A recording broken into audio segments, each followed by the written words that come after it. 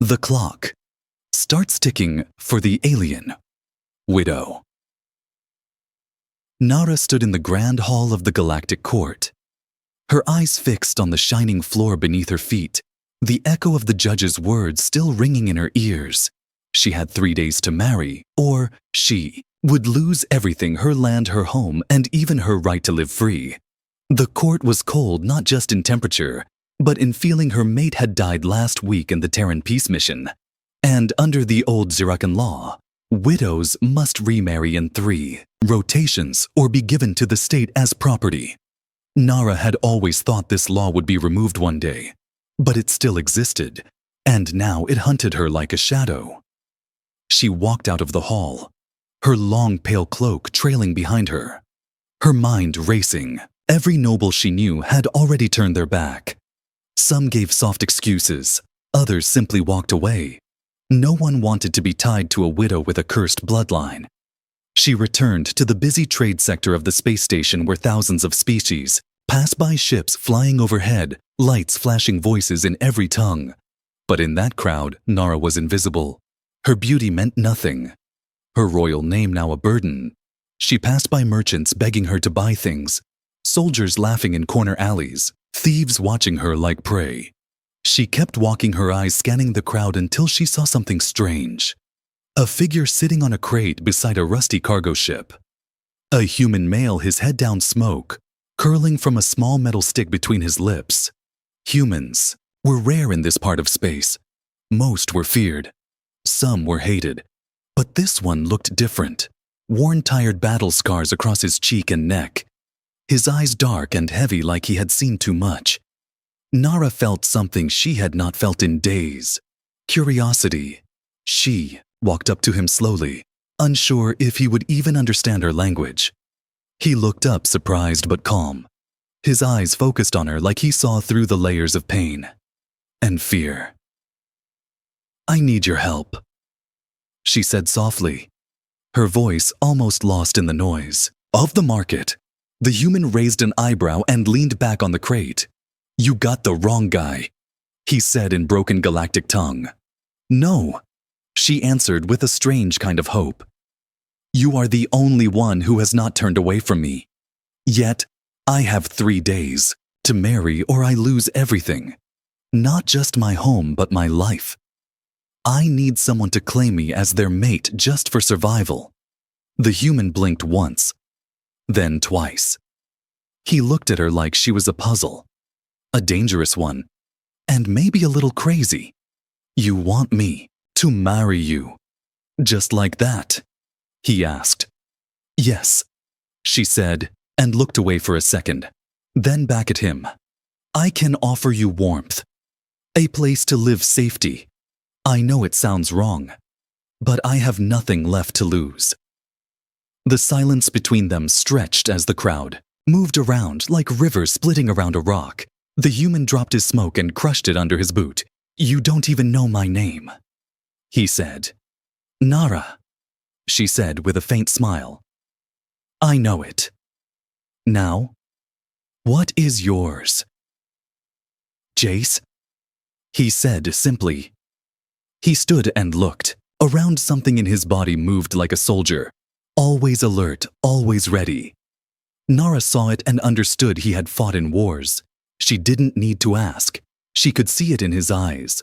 Before Jace could speak again, a loud sound echoed from above, alarms blared and red lights flashed across the sky. Everyone began running.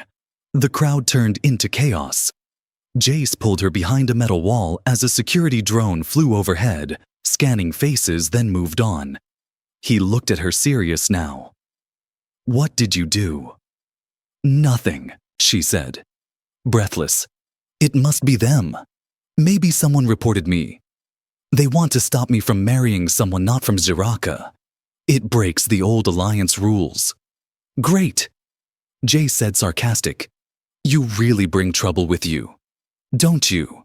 She looked at him, ready to walk away, ready to give up. But Jace grabbed her wrist, not hard, just firm enough to stop her. "You're not lying, are you?" he asked. "No," she said quietly. He sighed and looked around again. Fine, he said. Come with me. We'll talk inside. I don't promise anything, but I'll listen. She followed him into his ship, small, worn but warm. The door closed behind her, and for the first time in days, she felt something close to safety. But outside in the shadows, someone watched them, a small device on, their wrist blinking red. Message sent, the watcher whispered. Target located. Prepare for removal. The clock had started ticking, and Nara had no idea that choosing a human would be the start of something much bigger than just survival. She promised. Comfort, but danger followed her. Inside the ship, the air smelled like metal and oil, but it was warmer than the cold stares Nara had faced outside. She looked around at the small room cluttered with tools, wires, and parts of old machines. It was not a palace, but it was real. It felt alive. Jace moved around like he had done this 1,000 times, pushing buttons, checking screens, locking the ship's main door from the inside. His movements were fast but careful, like someone always ready for a fight. Sit, he said, pointing to a seat near the console. Nara obeyed, her hands folded in her lap, her eyes watching him. She had never met someone like him before. He didn't look at her like she was weak or dangerous, just tired. So you're running from a law, Jace said as he checked the ship's sensors. And you want to marry me for survival? Nara nodded. Yes, that is the truth, and I can offer things in return. A warm bed, food, protection, a quiet life once the threat ends. Jace raised an eyebrow. A warm bed, huh? He muttered under his breath, then looked at her. You don't know me, lady. What makes you think I'm the right choice? Because you didn't laugh, she said simply. And that's more kindness than anyone else gave me. Jace sat across from her, rubbed his hands together and sighed. This galaxy is cruel, he said. And you're not the first person to come here with empty hands. I've seen worse, but marriage is not something you just throw around. She looked down. I know, but I have no time. To be careful, the countdown has already started. Before he could answer, the ship's alarm blinked. Something had triggered the outer sensors. He stood up quickly, checking the screen, his face going hard. Someone's outside. He whispered, not security, someone else. Nara's heart dropped. She stood up and moved close to the wall. Who is it? Can't tell. Jace said, too much interference, but they're not knocking to sell flowers. He pulled a plasma pistol from a hidden drawer and handed her a second. One. Do you know how to use this? Nara nodded, not proudly, but with a grim look. Yes, my mate taught me before he died. Jace opened a small compartment in the floor and motioned for her. Get inside and stay quiet. If I say run, you run. She didn't argue. She slid into the compartment and pulled the cover over, just as the ship door hissed open with a strange metallic noise. A tall figure stepped inside, armor black and sharp helmet glowing red. It looked like something from a nightmare.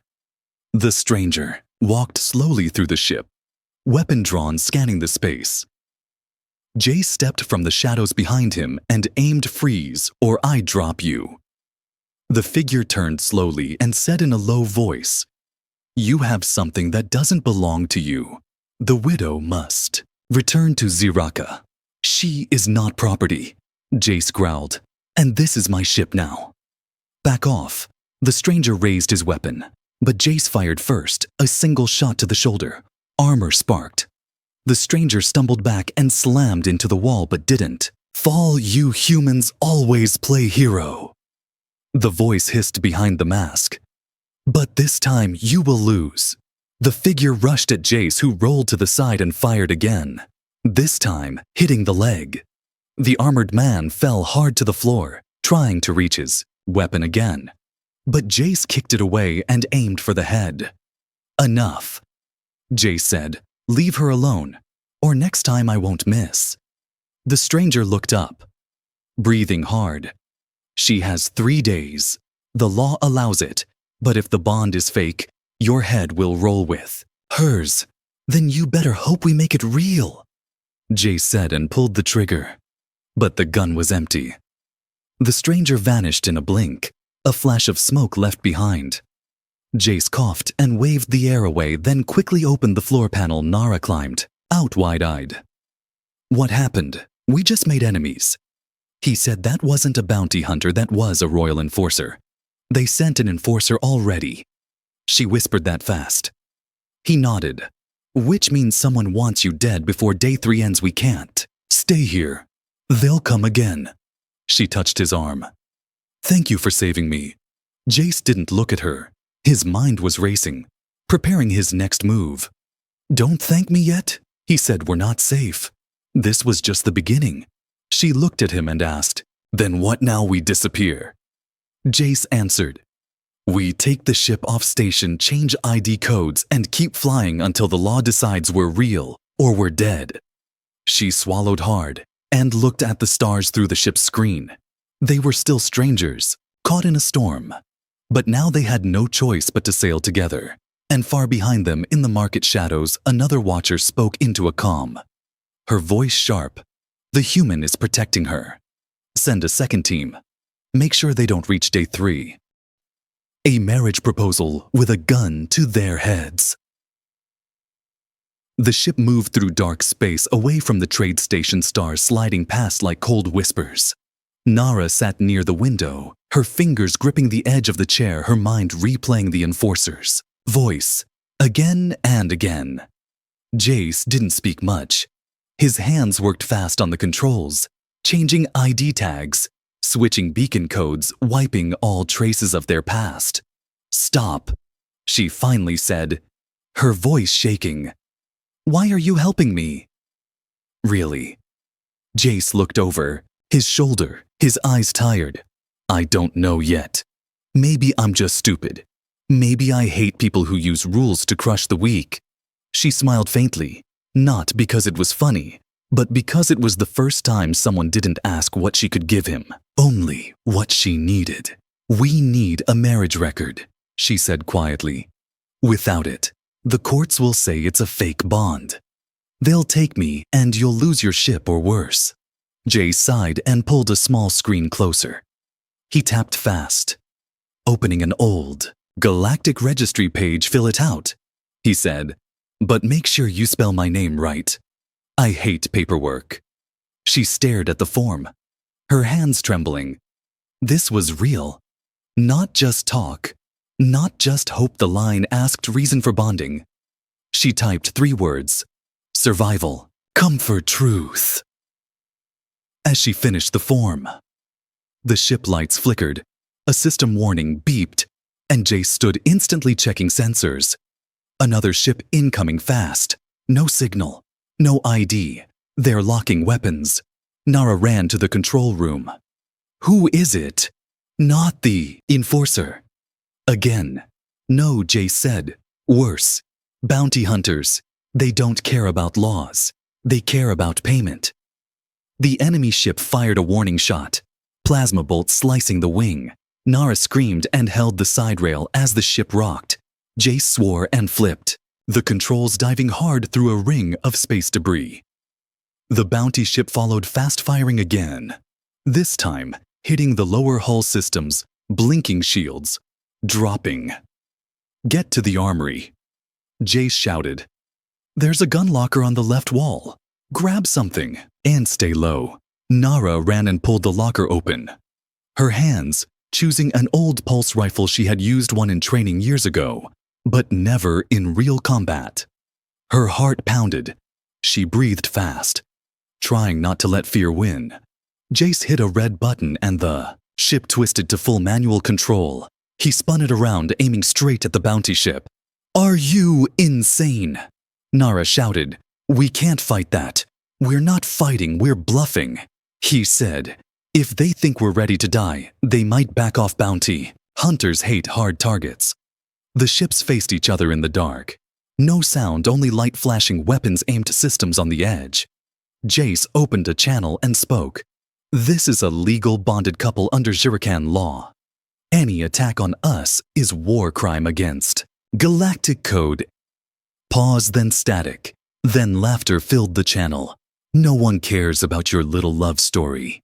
Human.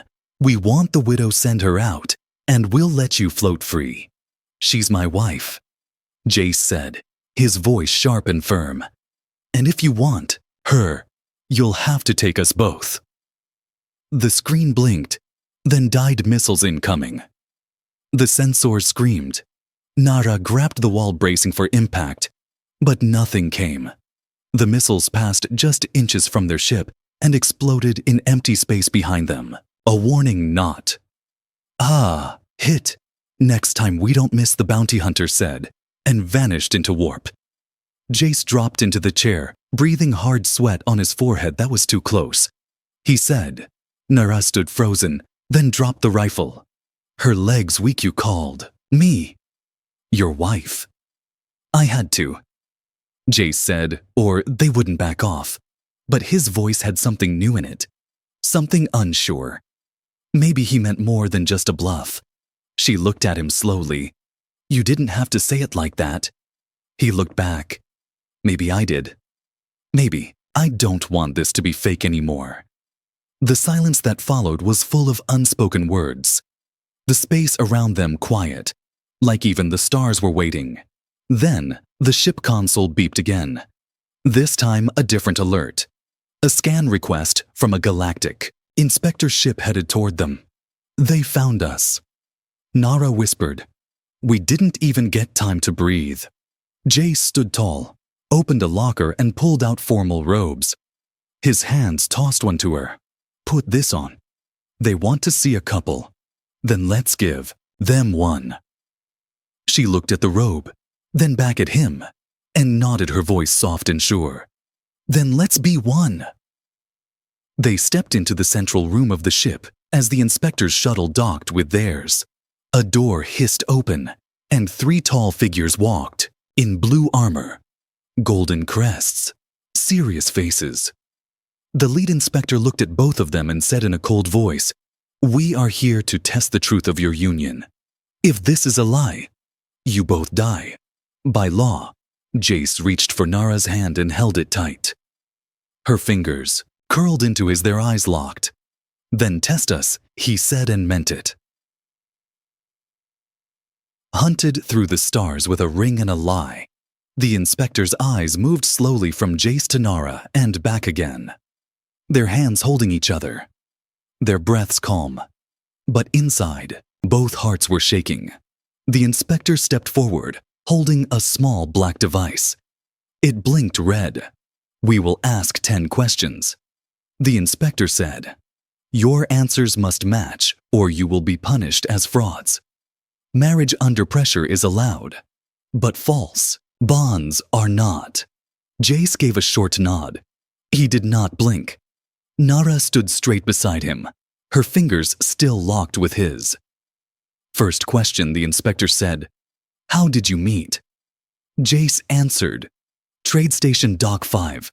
She asked for help. Nara answered, same trade, Station Dock 5. I asked him for help. The device blinked. Green. Next question, what food does your partner hate? Jace looked sideways for half a second, then said, Spicy roots. Nara smiled slightly. Same spicy roots. They make him sick. Green again. Question. After question came, where did you sleep last night? What language does she dream in? What is his injury from? Who kissed first and on? It went each time their answers matched, and the light stayed green. But with every question, the tension grew. Not because they feared the truth, but because the truth was becoming something else, something real. The final question made both of them pause. What is one thing your partner fears? The inspector asked. Voice flat. Jace looked at Nara and said, Being alone. Again, Nara looked at Jace and said, Losing someone who treats her like she matters. The device blinked green and shut off. The inspector stepped back and said in low voice, Your answers matched. But protocol demands final proof. You must allow a bond. Testa's small round scanner was held out. It would detect any deep emotional trace between two beings. It would not care about race law or lies. Only feeling Nara gave a short nod and placed her hand on the pad. Jace followed and placed his over hers. The scanner turned blue, then glowed gold for 3 long seconds, then stopped. Emotional signature detected. The inspector said low, but stable accepted. You are bonded. Jace let out a breath. He didn't know he had been holding. Nara's hand was still in his, and she did not pull it away. The inspector stepped back and gave a small bow under the law. You are now safe from enforcement attempts and protected for the next cycle. We will report the match. But beware, you are still being hunted. This only slows the danger. It does not end it. They left as silent as they came, and the ship door closed again, leaving only Jace and Nara in the small chamber. The glow of the scanner still on their hands. Jace sat down slowly, rubbing his eyes. I didn't think we'd make it. Nara looked at him. Her voice soft. Neither did I. But we did. And now we have a choice. He looked up. What choice? We can keep pretending, or we can accept it. Maybe this bond was not a lie. Maybe it just needed a reason to begin. Jace leaned back, his eyes meeting hers. You still offering that warm bed? She smiled softly. I never stopped. He smiled back. But the moment was cut by another beep. This one sharp and loud danger alert from the outer hull. Jace jumped to the console, pulled up the scanner feed, and froze 2 ships approaching. No ID, no signals. Their shapes sharp and black like knives in space. Not bounty hunters this time, Nara said. Looking at the screen, these are death drones used by the old noble families. They don't ask questions, they just kill. Jace cursed and started the engines. We're not staying here. They pulled away from the zone as the drones locked on, weapons glowing. Jace flew fast between asteroid rings, sliding through sharp rocks, using them as cover. Plasma bolts flew past the ship. One hit the rear shield. Sparks flew, systems flickered. Hang on, he shouted and pulled hard to the left. The ship spun through a narrow gap just wide enough. One drone crashed into the rock. The second kept following. Jace reached for the emergency override, pulled a lever that opened a back gate in the ship and dumped heat waste straight into the drone's path. It melted in seconds. Nara looked at him shocked. You just destroyed 2 royal machines. They were trying to kill us. He said, his voice steady. I'm done running. I didn't survive wars to be hunted by flying garbage. She walked up and placed a hand on his shoulder, then leaned close and whispered, Thank you, husband. He froze at that word, then turned to face her, slow and serious. You mean that I do? She said simply, and in that small ship flying through cold space, hunted by powers far bigger than both of them, something new was born. Not just survival, not just law, but something close to love. The trial of truth. Was the marriage real? The spaceport of Virelia was quiet and covered in white mist. Giant towers rose from the ground like metal trees, and the buildings were made of smooth stone that shimmered under soft blue light.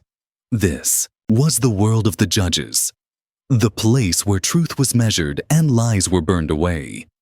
Jace landed the ship carefully, his hands calm, but inside his heart was heavy. Nara stood behind him in a plain blue robe, the one given to all widows under investigation. Her face showed no fear, but her fingers kept rubbing each other like she was trying to hold herself together. We don't have to go through this, he said as they stepped down the ramp.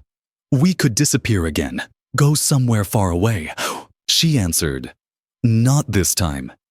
If we run again, they will chase us forever. If we pass this final test, we will be free, and no one will question us again. The court guards met them in silence. They wore black armor and silver masks and did not speak, only pointed the way through long halls and echoing chambers. They were brought into a small round room where golden rings floated in the air, and lights moved across the floor like waves. "Sit," the voice came from above. "No person in sight. Only sound deep and cold state your names. Jace Maddox. Nara of House. Ve, you are here to prove the truth of your bond and the depth of your connection. If you lie, the rings will break. If you speak truth, they will shine. If you try to trick the system, you will die." Jace looked at Nara and gave a slow nod. They sat down on glowing chairs across from each other. A soft hum filled the air and the rings above them began to spin. The first ring asked, "What is her voice like?" Jace answered without thinking, soft and tired, but strong underneath, like someone who's been cold for a long time but never stopped hoping. The second ring asked, "What does he dream about?" Nara said, "Fire and noise and silence. After he wakes up shaking but never talks about it." The third ring asked, "When did the bond begin?" They both answered at the same time, when no one else cared. The rings turned faster now. Glowing blue and gold, the air felt thicker, like the room was watching them, breathing with them. Next question. "What is one thing you hate about each other?" Jace paused and said, "She hides everything, even her pain. She acts strong when she doesn't have to." Nara looked down, then said, "He blames himself for things no one can control, and he thinks he doesn't deserve kindness." The rings did not crack. They glowed brighter. "What do you want from this bond?" the voice asked, final question answer together. They looked at each other and spoke in one voice. "Peace." The rings spun faster and then stopped. They floated in silence. Then, all at once, glowed bright gold and sank into the floor. The lights dimmed and the voice returned. "The bond is true. The emotions are deep. The connection is not fake. You are cleared by the law and your marriage is recognized by galactic authority." Nara let out a breath and placed her hand over her heart. Jace leaned forward, elbows on his knees. His eyes closed, the weight falling off his shoulders. But just as they stood to leave, the wall exploded. Smoke and dust filled the chamber. Guards yelled and alarms began to blare through the halls. Figures in black armor stormed in weapons, firing red bolts tearing through the stone. Jace grabbed Nara and pulled her behind a broken column. He drew his plasma pistol and fired back, hitting one attacker in the chest. Smoke rose from the body. "They found us again," she whispered, coughing. "They don't care about the law." "No," Jace said. "This isn't bounty hunters. These are royal assassins sent by her dead husband's rivals." He threw a flash grenade over the wall. Light burst and the attackers screamed. Nara pulled a small blade from her robe and stabbed one of the masked men as he charged her. "We have to get out," Jace shouted. The door was blocked, but above them was a vent. He pointed. "Go, I'll cover you." She shook her head. "Not without you." Together they climbed as lasers flew past, climbing through the narrow passage. Heat from the fire below, warming the metal. They crawled until they reached a hatch, kicked it open, and fell into a maintenance tunnel. They ran for a full minute, their feet echoing in the steel hallway, until they reached the outer wall. Jace blasted the lock and the door opened to cold night air. Their ship just ahead. They jumped inside and powered it on alarms still ringing in the sky as they flew into space, the city shrinking behind them. Nara collapsed into the seat beside him, blood on her arm, sweat on her forehead, but her eyes steady. "They will keep coming," she said, "until I'm gone. Then, let them." Jace replied, his voice low and full of fire, "Because I'm not letting you go." When the truth wasn't enough. The stars outside looked calm, but inside the ship, the silence was heavy. Nara sat with a torn sleeve, blood drying on her skin. Jace moved around her, quickly pulling a small medkit from the shelf. He cleaned her wound without speaking, not because he didn't care, but because he cared too much. "You could have been killed," he said quietly. And for what? A law that no one even respects anymore. Nara looked at him, her eyes tired but steady. Not for the law, for myself. I won't live as someone hiding forever. I need to be free. And you gave me that chance. Jace pressed a healing patch on her arm, then sat down across from her. He leaned forward, hands on his knees, eyes locked with hers. Then, let's make it real. No more pretending, no more fake marriage. If they want proof, we'll give it to them in every way. Nara felt her breath catch. She didn't speak right away. The ship hummed around them like it was listening, like it was waiting too. Then she nodded slowly. If we do this, we do it all the way. Bond ceremony emotions. Physical tie everything, or they'll say we faked it. Under pressure. Jace stood and reached for a small black box from the drawer inside.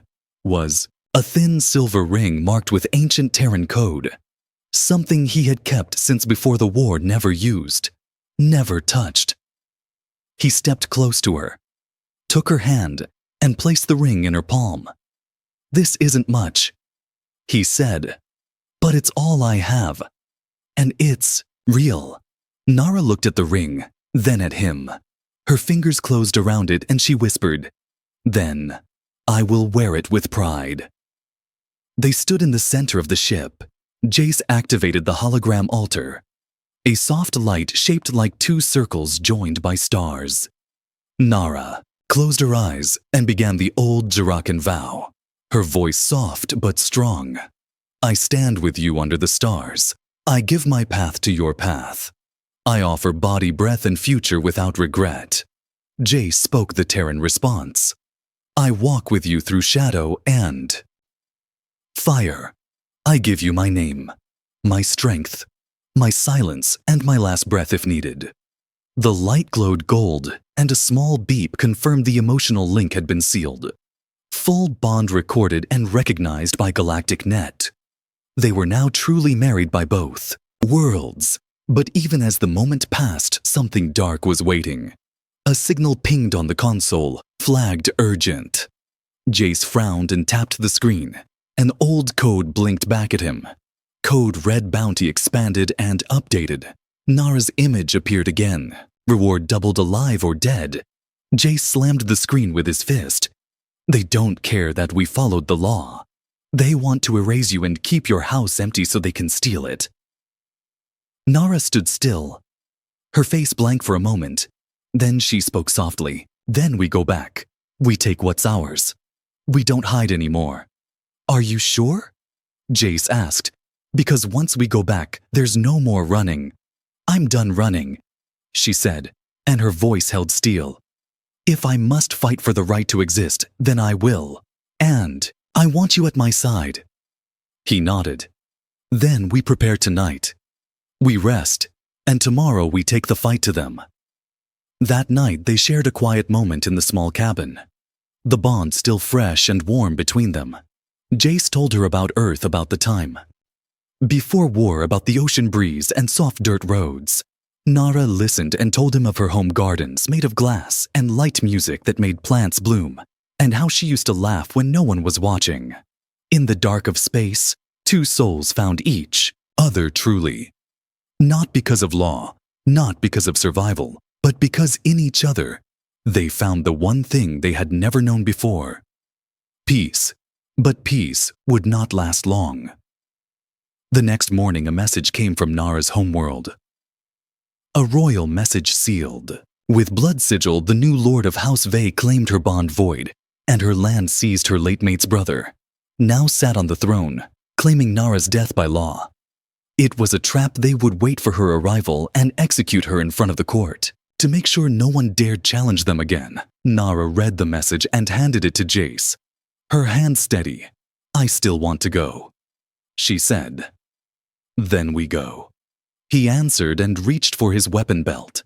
He looked at her and saw not a widow, not a woman asking for help, but a queen ready to take back her crown. She married the human and became a queen. The sky above Ziraka was red with smoke. As the royal tower burned in the distance, Jace landed the ship outside the capital shield wall just as the last warning horn echoed across the hills. Nara stepped out beside him, her hair tied back her face, painted with old symbols of her house. Once symbols of sorrow now turned into signs of war. "They'll expect us to kneel," Jace said, loading his plasma rifle. "Then we'll make sure they regret it," she replied, her voice cold and calm. "This is my world, my home, and I won't leave it to liars." They moved fast through the outer ruins. Rebels and common folk watching from rooftops, whispers spread fast. "The widow has returned. She brought a human with her. They say he killed death drones with his bare hands. They say she wears his ring with pride." The main gate stood open but filled with guards all armored in black. Their weapons raised. The new Lord of House Vey had ordered them to capture her alive. Or dead. Her life had become a symbol of defiance, and they wanted that symbol crushed. "Stand down," Jace shouted, holding up a small silver disc. "This bond is recognized by galactic law. We have proof we have right. You will be breaking code if you harm us." The guards looked at each other unsure. One stepped forward, scanning the disc. His device blinked red, then green.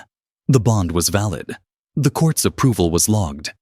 Even assassination attempts were noted and cleared. But still, the orders were, "Clear, capture them."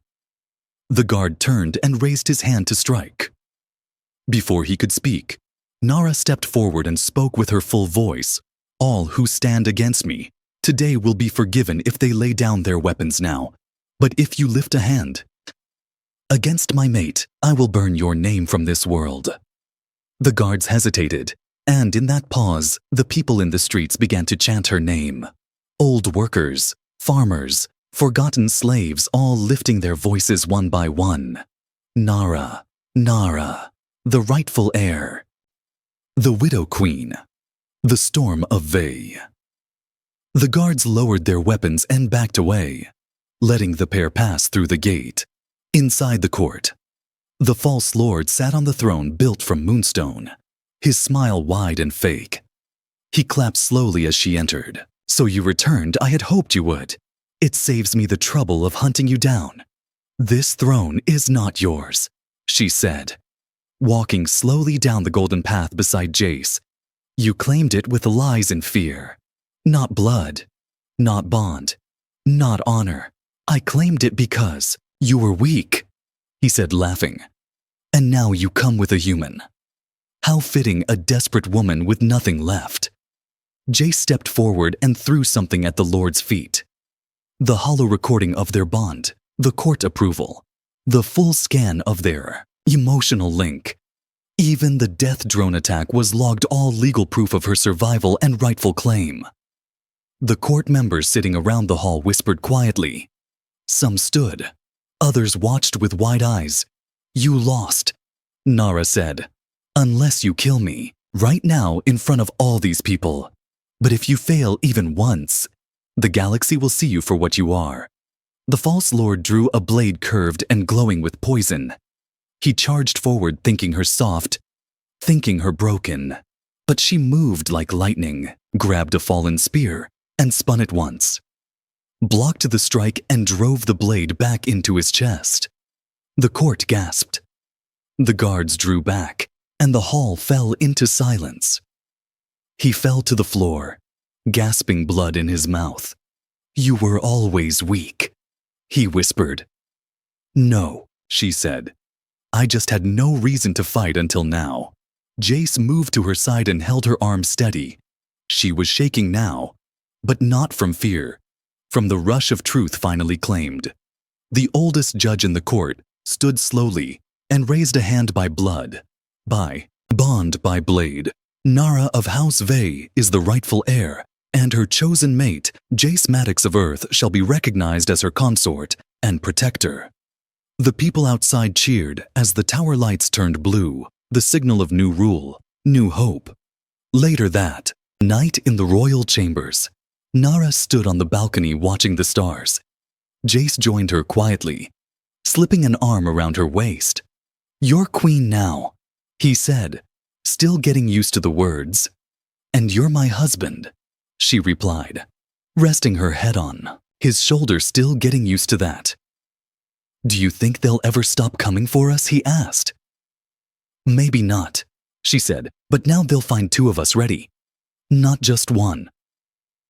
He smiled and kissed her forehead, soft and warm, and for the first time since they met, she laughed, not a sad laugh, not a tired one, but full and free. From hunted widow to queen, from broken soldier to protector, their journey had started with desperation, but it ended with something stronger than law, stronger than fear, stronger than blood. It ended with love, the end.